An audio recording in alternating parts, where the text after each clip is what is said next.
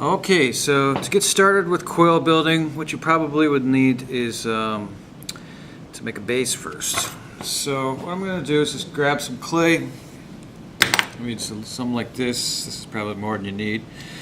If it's off a cylinder, you could even just cut a slice off there, but for just the sake of demonstration, I'll just pinch like that. This is much more than I'll probably need. Maybe I'll cut that. This is a fettling knife, a clay knife typically used for cutting clay.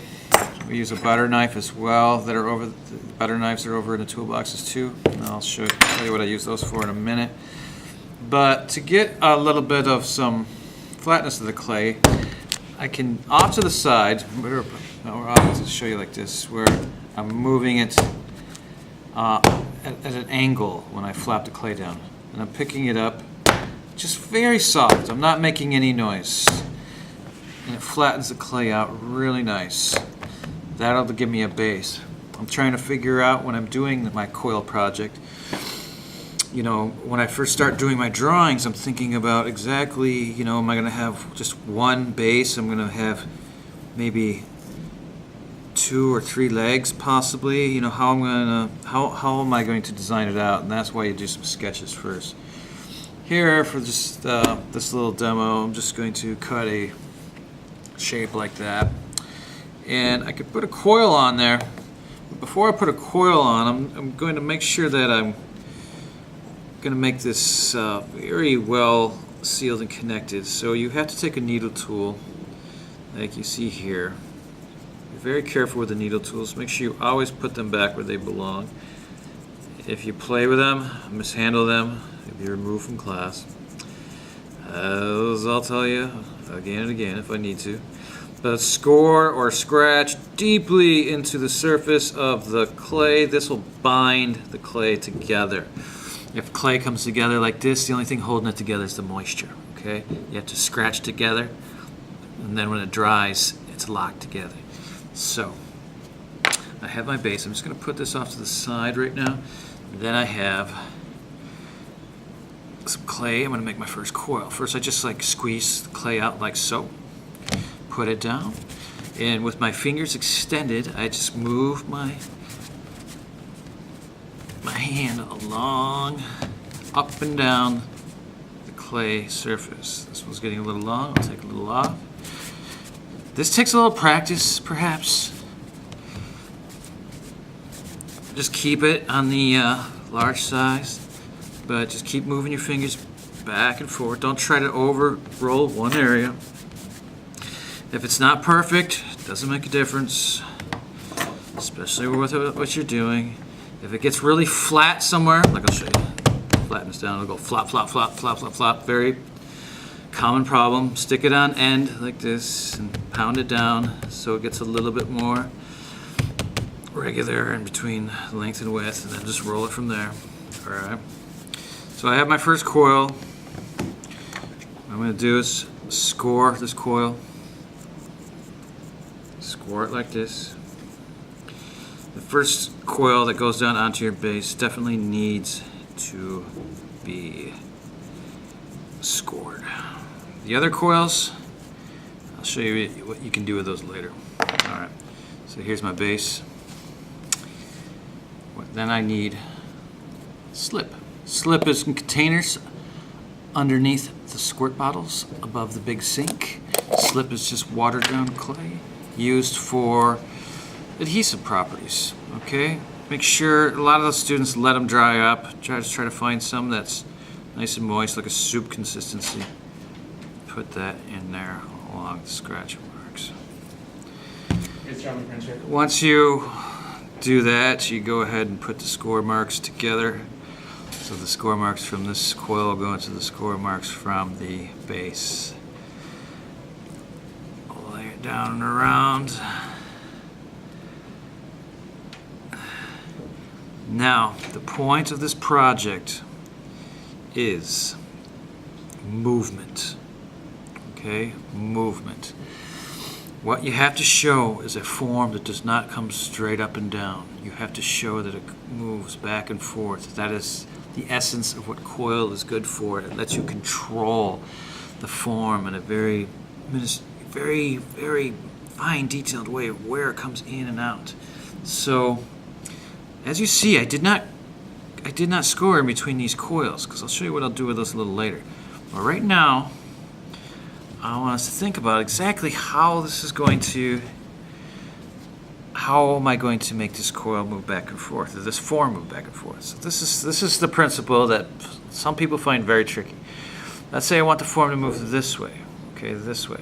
So when I put this down, I put this coil down on the outside of the form underneath it. Outside, it's over here, outside of the rim. Okay, maybe I want it to come in right here, so I put it on the inside of this coil right there. Let's see if I can get this camera a little closer to be able to see this better.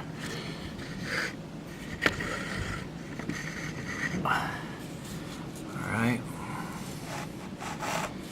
So inside. Maybe I want this part here to go out, so I'm going to put it on the outside over here. Okay. This one part I wanted to go out, so it's on the outside over here, because I want it to move this way. Inside over here. I'll show you a little bit about how this is looking. Alright, and from the side. Let me put a couple more down. Outside of the coil underneath, outside of the coil underneath. So all of this is moving outside of the coil underneath, inside of the coil underneath, outside of the coil underneath. All right. As you can see, it's up to you where you want to put the coil. It's just that every time you put a coil down, every single time, every little place, like as soon as I'm putting this down, you have to think, do I want the form to move in right here, or do I want it to move out right here? And that determines where you put it down. If I want it just to go straight up, I just put it right on top of the coil underneath it. And that's where so many people still just put their coil. They just start throwing them down there quick without thinking about where they're wanting their form to move. So think about where you want that form to move. When I put a few on, after I put a few on there, let's say, let me put another on. I'm going to put this one just straight on top. I want it to move up now. And I think I'm going to then go in right here. I want this to start moving back in. Straight up and down. I think I want this to just to start chilling out and just going up now. I'm going to put this one in right here. I want this form to, if it was going like this, I want it then to come back like this. Like that. Okay. Maybe I'll do another one. Well, first I'll seal it. Now, this is an important part. You can score in between each one of these coils, but there is another way, as long as you're not producing too much of a curve and having too much gravity working on your connections, is that you can just put your hand in, support your piece like this, and you can use a butter knife, a fettling knife. Some people love these rubber kidneys that you'll find over there by the tools. But you just put your hand in and support it, and then you just go ahead and you smear the clay together. Now the reason I say you would only do this in cases where the clay is not taking like an L shape and just moving at a 90-degree angle is because this is only connecting it on the outermost parts of the thickness right here. So if it was going to hold up a lot of weight, you would want to score it in between it as well. Okay. So you can come in here and smooth it. Once you smear it together, you smooth it up, make it look nice. Do this carefully, because if you don't do this carefully, you're going to then take away all the movement you just achieved by putting the coils down. If you start bending them and warping them as you do the smoothing technique. If I sit here while I'm supporting behind right here, if I sit there and just start squeezing it, deforming it from where it was before, I'm going to change my whole original intention. This goes out. So remember while you're doing it what this clay is supposed to be doing at the time when you put it down.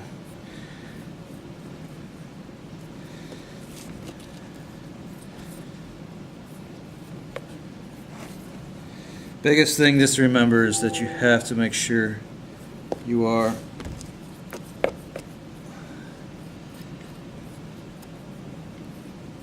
paying attention to the direction of the clay, where it's going. You have to show the movement. So here, where are we? This is coming and moving back this way, going over. This is moving up. It's just beginning with this piece right here. Okay, we'd smooth this out a lot more.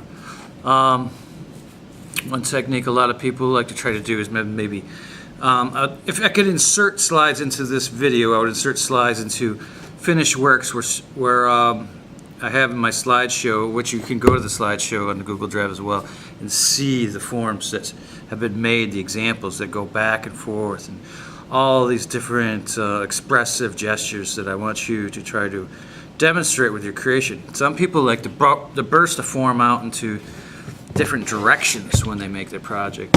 And to do that, what they do is they'll take another slab. So you have to make another slab. You can use a rolling pin. Matter of fact, I might insist you use rolling pins, because especially if it's producing dust coming off these boards, if you're doing this, which happens more and more. Okay, so now this can go over that. I'm going to make a second floor. There's newspaper. There's newspaper over on the counter. What I'm going to do is I'm going to stuff this with newspapers, all right? And I'm going to then score this like I scored the original base.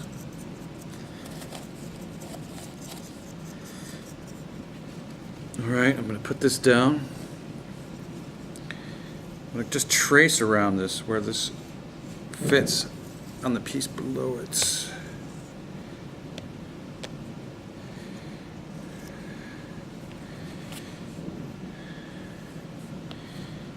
And then lift this up, just flip it over so I know what orientation it has. Score on the bottom of this.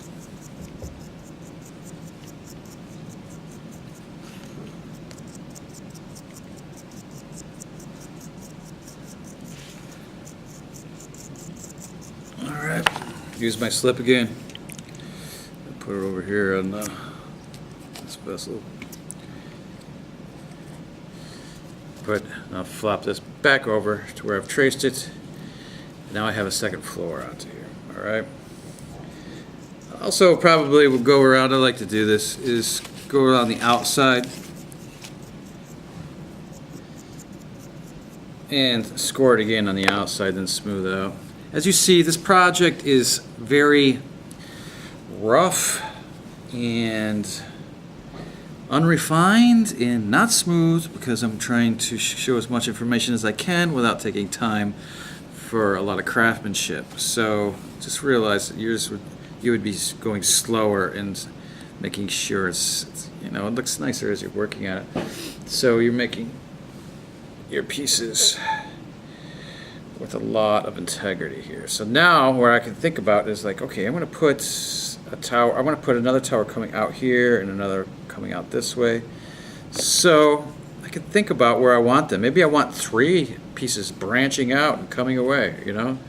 It's hard to say. So maybe I'll just go ahead and just make 2. And I'll think, okay, maybe they're just right here. And so I can score again.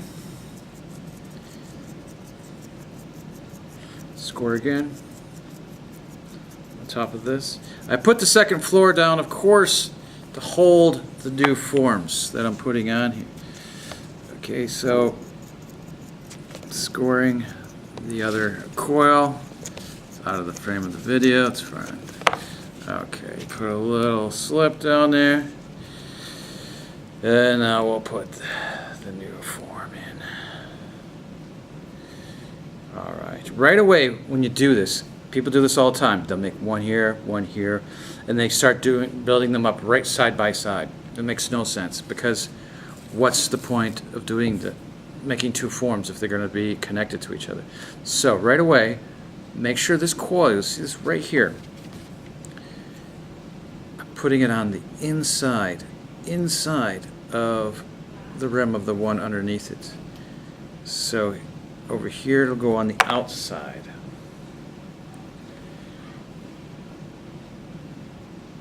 Inside, straight up top over here. Outside over here, straight on top over here. Inside, outside. As you see, it's starting to move out.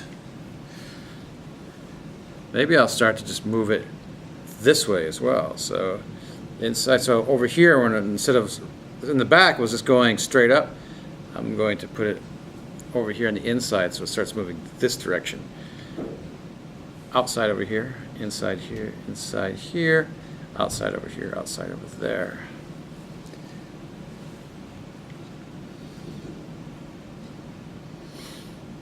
Inside, outside.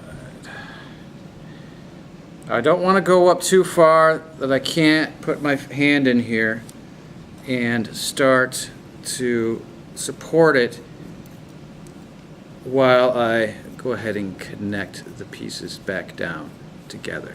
Okay, so it's starting to move this way, and if I could put it on edge like this, as you see, it's not only going that way, but it's starting to move and it's starting to twist. It's hard to get on the video, I think, but it's starting to move and it's starting to twist like this way and then back this way.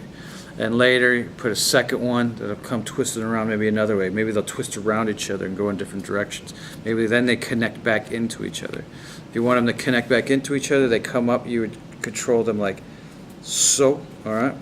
See, you have them coming up here like this, then you put another false bottom in, and then just do one on top of it. All right? Just do another one on top of it. They come together. As soon as they start touching each other, I then put another slab that connects them both together, and then I just do one circle again over the top of that.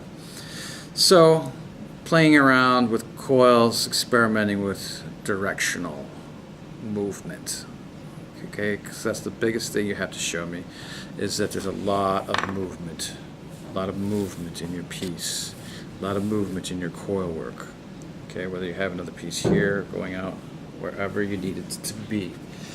For just the sake of demonstrations, if I was going to insert pictures, I would insert it now. Check out the slideshow of more movement and pieces that go out like this. And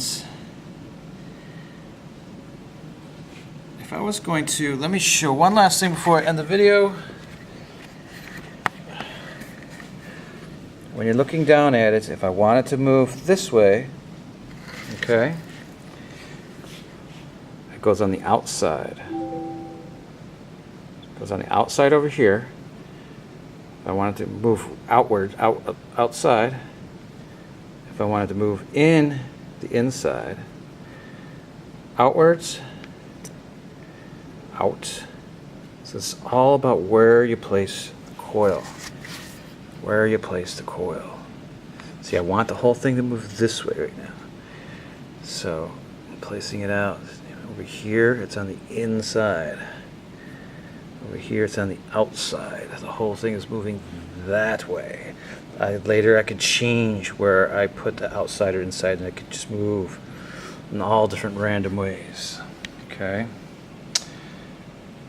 All right. Thank you very much. Let me know if you have any questions.